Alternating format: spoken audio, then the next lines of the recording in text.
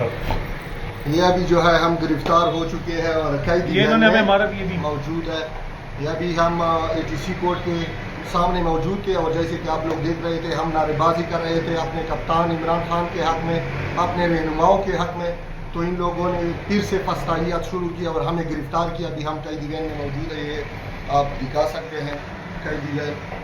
تو جب تک ہم نے آپ لوگ نہیں نکلو گے یہ لوگ باہر نہیں آئیں گے. حقیقی آزادی تک ہمیں جتنی بار یہ لوگ گرفتار کریں گے ہم پھر سے نکل کر حقیقی آزادی تک جدوجہد جاری رکھیں گے اور خان کی رہائی تک. جب تک حقیقی آزادی ہم نے حاصل نہ کی ہو تب تک ہم باز نہیں آئیں گے، ہم باز نہیں آئیں گے.